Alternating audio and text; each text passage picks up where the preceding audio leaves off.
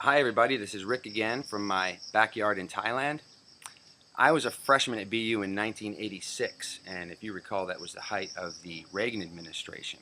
And I remember when I first came to BU, I saw all over the campus these signs for BU to divest in South Africa. Do you remember that? There were banners hanging from dorm windows, and there was painted on the sidewalk in front of Warren Towers.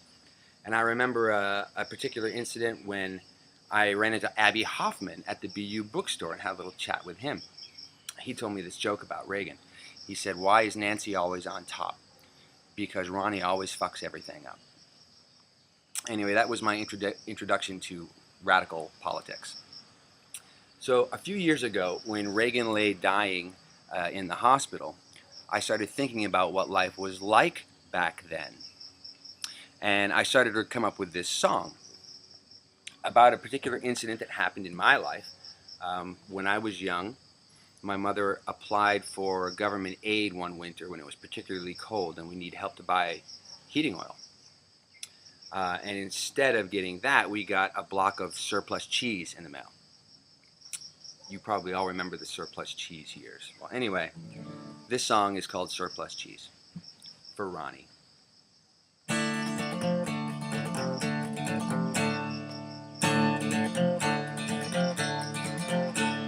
I remember it was winter, 1983.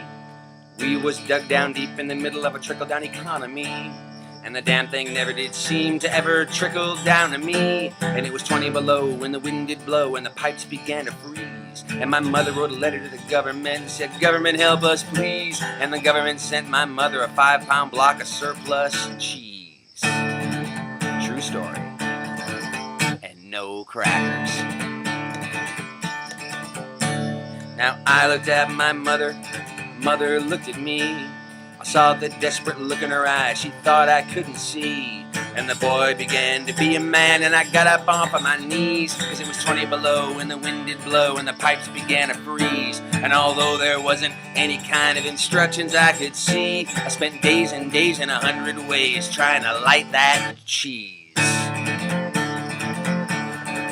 No luck.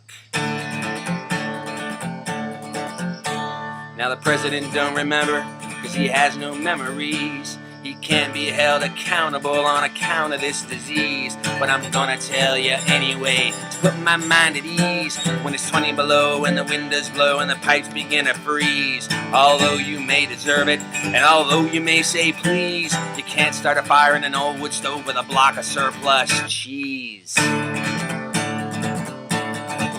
And no crackers.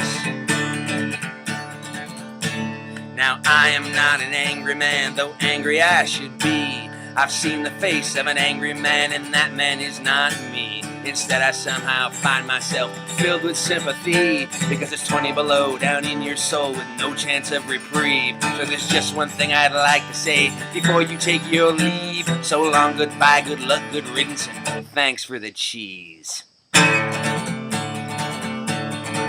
And yeah, no crackers. I hope you liked my story, though there wasn't much of one. The story I told is a cold hard truth, and the truth sometimes ain't fun. But if I have a message for every mother's son, when it's 20 below and the wind does blow, then pray the day will come when our schools have all the money they need to educate the young, and the government has to have a bake sale to buy another gun.